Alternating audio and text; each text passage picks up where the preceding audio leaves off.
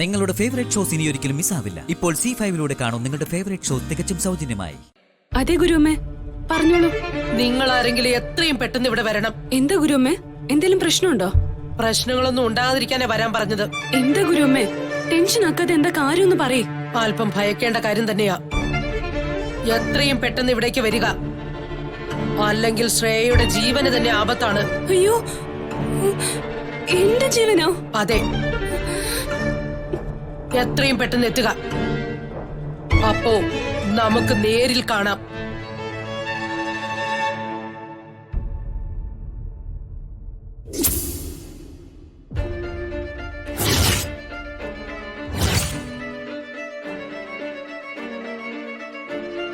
ഗുരുവമ്മ എന്തായിരിക്കും അങ്ങനെ പറഞ്ഞത്?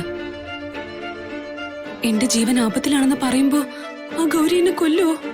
എന്റെ ദൈവമേ, എന്തൊക്കെയാണവ വരാൻ പോകുന്നത്? ഒന്നും കാണാതെ ഗുരുവമ്മ എന്നെ വിളിച്ചിങ്ങനെ പറയില്ല.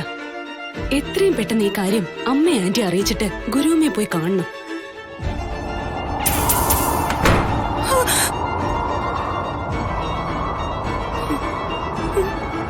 ഇത് ഗൗരിയുടെ പണിയാ. വേണ്ട ഗൗരി, നിന്റെ കളിയൊന്നും എന്നോട് വേണ്ട. എന്റെ കയ്യിലെ മോതിരമുണ്ട്. എന്റെ അടുത്ത് വന്ന് എന്നെ തൊട്ടാലേ നീ ഭസ്മമായി പോവും. വെറുതെ കളിക്കാൻ നിൽക്കരുത്. മര്യാദയ്ക്ക് വാതിൽ തുറന്നിട്ട് വേഗം പൊക്കോ. നിന്റെ മോതിരമൊന്നും എന്നെ ഒന്നും ചെയ്യില്ലടി. നിന്നെ തീർക്കാൻ എനിക്കറിയാം.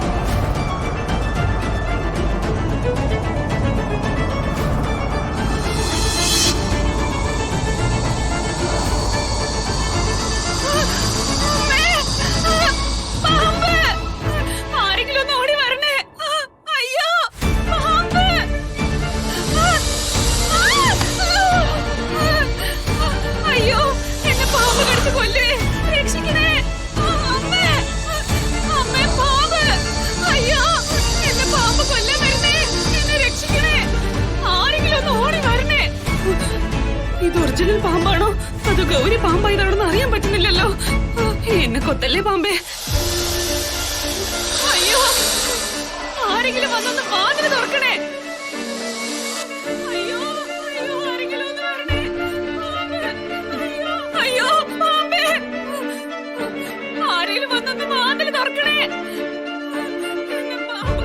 ശ്രേച്ചി, ശ്രേച്ചി, ശ്രേച്ചി, എന്താ പറ്റിയേ? നിന്ന് പ്രസംഗിക്കാതെ വാതിൽ തുറക്കടി. എന്നോട് പാമ്പ് കൊല്ലാൻ ഓടിക്കുവാ. അയ്യോ, പാമ്പോ?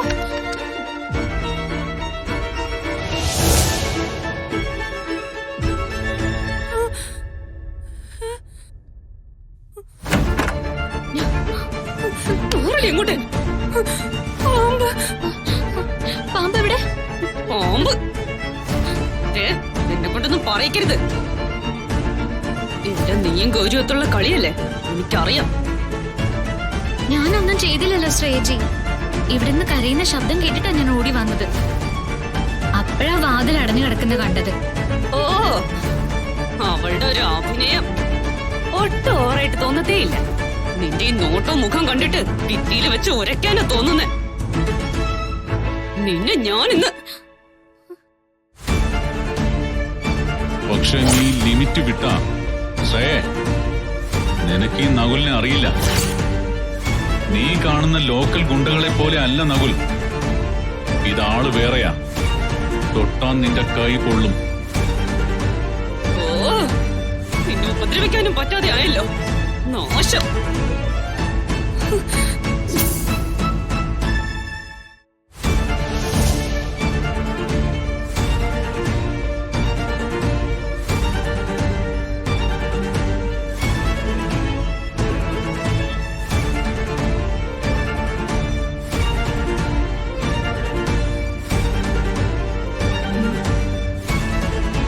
ശ്രേജിക്ക് എന്താ പറ്റിയത്?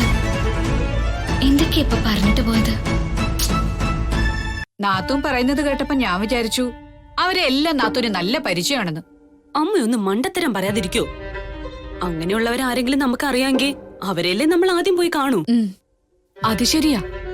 നമ്മളിപ്പോ ഈ പറഞ്ഞ സ്ഥലത്തൊക്കെ ചെന്നാലും അതിൽ നല്ല ആളുകളെ, അതായത് യഥാർത്ഥ ശക്തിയുള്ളവരെ കണ്ടുകിട്ടാൻ പ്രയാസായിരിക്കും. കിട്ടിയ തന്നെ അവരൊക്കെ നമ്മളെ സഹായിക്കാൻ തയ്യാറാവണമെന്ന നിർബന്ധവും ഇല്ല. അതൊക്കെ വെറുതെയാ. കാശ് കൊടുത്ത ആരാണെങ്കിലും വരില്ലേ? ഇല്ല, അവരൊക്കെ എല്ലാം ഉപേക്ഷിച്ച് ഈശ്വര ധ്യാനത്തിലും അവരുടെ നിഷ്ഠകളിലും മനസ്സുറപ്പിച്ച് ജീവിതം നയിക്കുന്നവരാ. പണം കാണിച്ച് അവരെ മോഹിപ്പിക്കാനൊന്നും നമുക്ക് സാധിക്കില്ല. അങ്ങനൊക്കെ ആൾക്കാരുണ്ടോ? ഉണ്ടമ്മേ. അതുപോലെ കാശ് കൊടുത്ത ഓടി വരുന്നവരും ഉണ്ട്. പക്ഷേ അവരൊക്കെ വ്യാജന്മാരായിരിക്കും. അതെ, നമ്മുടെ മുന്നിൽ വരുന്നവരിൽ 90% വ്യാജന്മാരായിരിക്കും. അപ്പൊ ഇതൊക്കെ വെറുതെ പറയാവുന്നേ ഉള്ളൂ, നടപ്പാവുന്ന കാര്യമൊന്നും അല്ലല്ലേ? എന്റെ പൊന്നു മോളെ, നീ എത്രയും പെട്ടെന്ന് പോയി ഗുരുവമ്മയെ കാണ്. തൽക്കാലം ഗൗരിയുടെ കയ്യിൽ നിന്ന് രക്ഷപ്പെടാനുള്ള എന്തെങ്കിലും പരിപാടി ഗുരുവമ്മ ചെയ്തു തരും. അതെ, ഹൈമാവതി പറഞ്ഞ പോലെ തൽക്കാലം ഗുരുവമ്മയെ തന്നെ കാണാം. ഞാൻ പറഞ്ഞ വഴിയിൽ കാര്യങ്ങൾ നടത്താൻ എന്നെ കൊണ്ടാവും പോലെ ഞാനും ശ്രമിച്ചു നോക്കാം. ശരി, ഞാൻ ഉടനെ തന്നെ പോയി ഗുരുവമ്മയെ കാണും.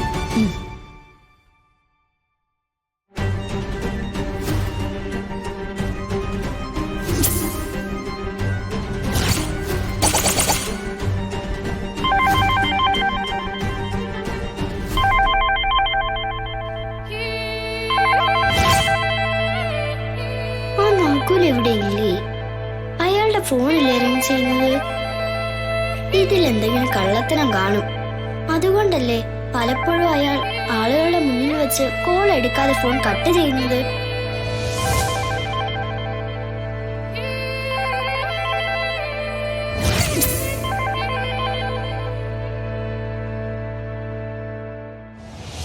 അയാൾ ഇവിടെ ഇല്ലല്ലോ, ഒന്ന് എടുത്തു നോക്കാം.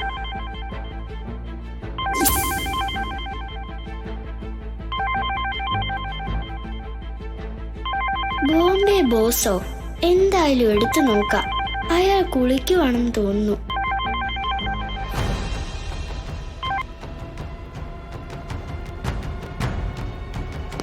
എത്ര നേരമായിട്ട് വിളിക്കുന്നു?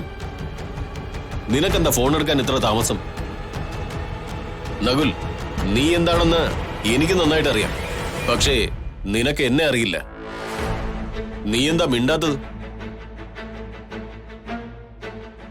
ആ പെണ്ണിന്റെ ഫോട്ടോ കാണിച്ച് എന്റെ കയ്യിൽ നിന്ന് പണം വാങ്ങിയിട്ട് അവിടെ സുഖിച്ച് മണവാളനായിട്ട് കഴിയാന്ന് വല്ല വിചാരം ഉണ്ടെങ്കിൽ നകുലേ, അത് വെറുതെയാ. ഞാൻ കാണാത്തതും കേൾക്കാത്തതുമായിട്ട് ഒന്നുമില്ല. ആ ഓർമ്മ നിനക്ക് വേണം. ഒരു ജോലിയും കൂലിയില്ലാതെ തെണ്ടിത്തിരിഞ്ഞ് നടന്ന നിന്നെ ഇന്നത്തെ നകുലാക്കാൻ എനിക്കറിയാമെങ്കിൽ പഴയതുപോലെ നിന്നെ ജയിലിലാക്കാൻ എനിക്കൊരു വിരൽ ഞൊടിക്കാനുള്ള സമയം മാത്രം മതി. നീ എന്താ മിണ്ടാതെ നിന്ന് എന്നെ പറ്റിക്കാമെന്ന് കരുതിയോ? ഇപ്പൊ നീ കാണിക്കുന്ന ഓരോന്നിനും എണ്ണി എണ്ണി നിന്നെ കൊണ്ട് കണക്ക് പറയിക്കും ഞാൻ അവസാനമായിട്ട് പറയുക, ഒരാഴ്ചക്കുള്ളിൽ നിന്റെ വധുവായ ഗംഗ എന്റെ കാൽച്ചുവട്ടിൽ എത്തിയിരിക്കണം. ഡൗൺലോഡ് ചെയ്യൂ C5 ആപ്പ്. കാണൂ എല്ലാ എപ്പിസോഡുകളും സൗജന്യമായി.